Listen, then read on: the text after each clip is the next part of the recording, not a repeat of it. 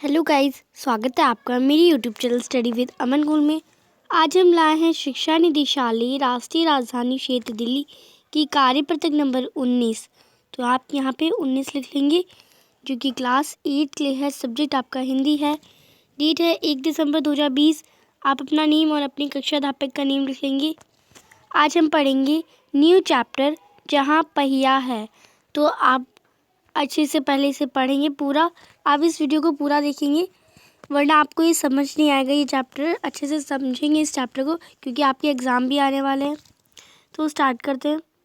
पुडुकोट्टई तमिलनाडु। तमिलनाडु के पुडुकोट्टई जिले के बारे में हम आप पढ़ेंगे। साइकिल चलाना एक सामाजिक आंदोलन है। तो ये पूछा गया आपसे। कुछ अजीब सी बात है ना, लेकिन चौंकाने की बात नहीं है। पुडुकोट्टई जिले की हजारों नवसाक्षर ग्रामीण महिलाओं के लिए ये अब आम बात है। अपने पिछड़ेपन पर लात मारने, अपना विरोध व्यक्त करने और उन जंजीरों को तोड़ने का जिनमें वे जकड़े हुए हैं, कोई ना कोई तरीका लोग निकाल ही लेते हैं। कभी कभी ये तरीका अजीबोगरीब भी होते हैं। तो ये इसमें बताया गया कि साइकिल चलाना एक सामाजिक आंदोलन इसलिए बन गया क्योंकि कुछ लोग औरतों को, महिलाओं को एक घर में ही बंद रखते हैं, चार दीवारी में। तो यही बताया गया था आपके इस पैराग्राफ में। तो ये अब स्टार्ट हो गया था तमिलनाडु के पुडुकोट्टई जिले में। तो वहाँ की महिलाओं ने इस जिले में पूरा विरोध चलाया और ये एक आंदोलन सा बन गया कि लड़कियाँ भी साइकिल चलाएंगी और अपने जो उनका वो है एक बंद जंजीर है या जकड़े हुए हैं, उनसे वो छूटेंगी। तो अब हम स्टार्ट करते हैं, आपके चैप्टर से पढ़ते हैं। भारत के सर्वाधिक गरीब जिलों में एक पुडुकोट्टई। पिछले दिनों यहाँ की ग्रामीण महिलाओं ने अपनी स्वाधीनता, आज़ादी और गतिशीलता को अभिव्यक्त करने के लिए प्रतीक के रूप में साइकिल को चुना है। तो भारत के सबसे गरीब जिलों में से एक पुडुकोट्टई जिला है।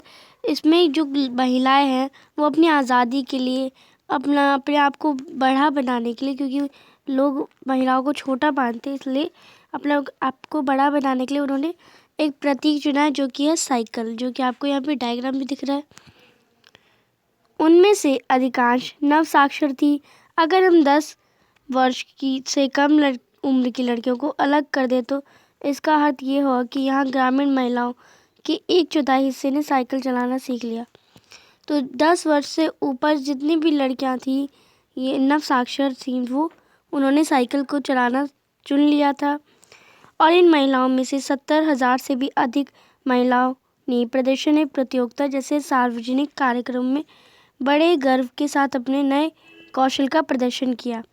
और जो साइकिल का कंपटीशन होता है या कोई प्रदर्शन होता है, उसमें इन्होंने बहुत सारे कार्यक्रम में बड़ा गर्व से अपने कौशल दिखाया, प्रदर्शन दिखाया और जीते भी। उनमें साइकिल चलाने की इच्छा जारी है। वहाँ इसके लिए कई प्रशिक्षण शिविर चल रहे हैं और साइकिल चलाने के लिए वहाँ इस प्रकार के बहुत सारे प्रोग्राम चल रहे हैं। ग्रामीण पुडुकोट्टई के मुख्य इलाकों में अत्यंत रूढ़िवादी पृष्ठभूमि में आई युवा मुस्लिम लड़कियाँ सड़कों में अपनी साइकिल पर जाती हुई दिखाई देती हैं। जो ग्रामीण पुडुकोट्टई इलाके में, जहाँ गांव का इलाका है, वहाँ पे भी जो पुरानी सोच वाले लोग थे, वहाँ की मुस्लिम लड़कियाँ जो वो भी साइकिल चलाने में दिखाई देती हैं। जमील बीवी नामक एक युवती ने, जिसने साइकिल चलाना शुरू किया, मुझसे कहा। तो जमील बीवी थी, एक लड़की का नाम था, वो मुस्लिम थी। उसने वो साइकिल चलाना शुरू किया था उसने मुझसे कहा था, ये मेरा अधिकार है, अब कहीं भी जा सकते हैं, अब हमें बस का इंतज़ार नहीं करना पड़ता। मुझे पता है कि जब मैंने साइकिल चलाना शुरू किया तो लोग फफ्तियाँ कसते, यानी चुभने वाली बातें कहते हैं, लेकिन मैंने उस पर कोई ध्यान नहीं दिया। तो ये एक लड़की ने अपना बताया था, एक युवती ने बताया था। तो ये आपका आज का पैराग्राफ था। आगे इसकी और वर्कशीट्स आएंगी, वो भी मेरे चैनल पे अवेलेबल हो जाएगी आपको जल्दी से ही। तो शब्दार्थ है अब इसके। सर्वाधिक, सर्वाधिक मतलब सबसे अधिक। नवसाक्षर यानी पढ़े लिखे। रूढ़िवादी यानी पुरानी सोच वाले। अधिकार यानी हक। फफ्तियाँ कसने यानी चुभने वाली बातें कहना। तो यही आपका आज की शब्दार्थ है। अब हम चलते हैं, गद्यांश को पढ़कर निम्नलिखित प्रश्नों के उत्तर लिखिए। तो फर्स्ट है, आपके विचार से सामाजिक आंदोलन किसे कहेंगे? तो ये यहाँ तो साइकिल का सामाजिक आंदोलन चला था, तो आपके विचार से सामाजिक आंदोलन किसे कहेंगे ये आपको बताना है। तो इसका आंसर आप करेंगे, हमारे विचार से सामाजिक आंदोलन जब समाज के लोग समाज में बदलाव के लिए या किसी बुराई के विरोध में एक साथ खड़े हो जाते हैं तो उसे सामाजिक आंदोलन कहते हैं। तो ये आपके हमारे विचार से है, तो आप इसे जो आपका मन हो वो भी लिख सकते हैं, जिससे आप समझते हैं कि सामाजिक आंदोलन वो होता है वो लिखेंगे। मैंने आपको एक क्लू सा दे दिया, आप उसे लिखेंगे। सेकेंड है, उन जंजीरों को तोड़ने का जिनमें वह जकड़े हुए हैं कोई ना कोई तरीका निकाल ही लेते हैं। आपके विचार में लेखक जंजीरों द्वारा किन समस्याओं की ओर इशारा कर रहे हैं? तो ये आप इसका आंसर करेंगे,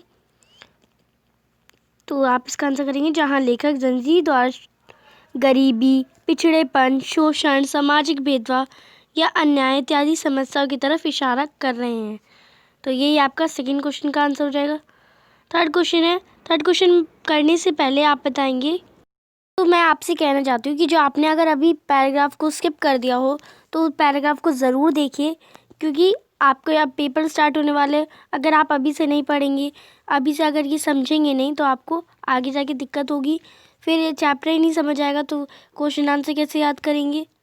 तो इसलिए आपको पैराग्राफ भी पूरा देखना है। मैं अच्छे से थोड़े से टाइम में समझा देती हूँ, बस 7-8 मिनट की वीडियो आप पूरी नहीं देख सकते तो क्या फ़ायदा। तो थर्ड क्वेश्चन देखते हैं, पुडुकोट्टई स्थान का वर्णन पाठ में क्यों किया गया है? तो इसका आंसर करते हैं, आप लिखेंगे, पुडुकोट्टई भारत के सबसे गरीब जिलों में से एक, जहां महिलाओं ने अपनी आज़ादी और समानता के लिए साइकिल आंदोलन की शुरुआत की थी, इसलिए पुडुकोट्टई भारत के ज़िले का ही नाम लिया गया है। और आपको ये पता ही है, ये गरीब जिलों में गिनाया जाता है। फोर्थ है, साइकिल चलाने से जमील बीवी और पुडुकोट्टई की महिलाओं को आज़ादी का अनुभव क्यों होता होगा? तो आप इसका आंसर लिखेंगे, जमील बीवी तथा अन्य महिलाओं के लिए साइकिल चलाना स्वाधीनता, समानता तथा आत्मनिर्भरता का प्रतीक होता है या प्रतीक था। उन्हें साइकिल चलाने में गर्व महसूस होता है। तो ये आपका फोर्थ क्वेश्चन का आंसर है। फिफ्थ क्वेश्चन है आपका, गतिविधि आपकी साइकिल चलाने के क्या क्या फ़ायदे हो सकते हैं, उनकी सूची बनाइए। तो देखते हैं हम, तो आप लिखेंगे यहाँ पे, तो आप उत्तर लिखेंगे, साइकिल चलाने से शरीर स्वस्थ रहता है, इससे समय की बचत होती है, इससे हमारे शरीर का व्यायाम भी होता है, साइकिल चलाने से पर्यावरण प्रदूषण भी नहीं होता है। तो ये गतिविधि है आपकी, इसका आंसर लिख दिया हमने। तो आपका आज का क्वेश्चन है, क्वेश्चन बताने से पहले मैं आपको एक इम्पॉर्टेंट बात बताती हूँ कि अगर जो क्वेश्चन का आंसर सबसे पहले देगा, यानी जो जब वर्कशीट अगर पूरी देखा होगा तो उसे आंसर भी पता होगा और वो क्वेश्चन भी देखेगा और क्वेश्चन का आंसर भी देगा। तो जो मुझे सबसे पहले कमेंट सेक्शन में आंसर देगा, मैं नेक्स्ट टाइम उसका नाम लूँगी, क्योंकि ऐसे अगर मैं सभी बच्चों का नाम लूँ तो बहुत टाइम हो जाता है नेक्स्ट वर्कशीट में भी, और फिर वर्कशीट लोग पूरी भी नहीं देखते हैं। मुझे लगता है ये सारा डाटा मुझे पता चल रहता है कि कौन कौन वर्कशीट्स देख रहा है, वीडियो देख रहा है, कौन कौन नहीं देख रहा है। आप मुझे कमेंट सेक्शन में बताएंगे पुडुकोट्टई कहाँ पे है, भारत के कौन से राज्य में है पुडुकोट्टई, ये मुझे कमेंट सेक्शन में बताएंगे। जो सबसे पहले देगा मैं नेक्स्ट वर्कशीट में उसका नाम ज़रूर लूँगी, और अपने नाम के साथ और आंसर के साथ ये ज़रूर कमेंट करिए सबसे पहले, हो सके तो जैसे ही आप देखिए वीडियो वैसी। और अगर आपको नहीं मिलती मेरी वीडियो तो मेरे चैनल पे भी आ सकते हैं, स्टडी विद अमन कुल को, और इसे सब्सक्राइब भी कर लीजिए, जिससे आपको जल्दी से नोटिफिकेशन मिल जाए। जैसी ही वर्कशीट आए वैसे ही देखिए और मुझे आंसर ज़रूर करिएगा। नेक्स्ट वर्कशीट में पक्का मैं आपका नाम लूँगी।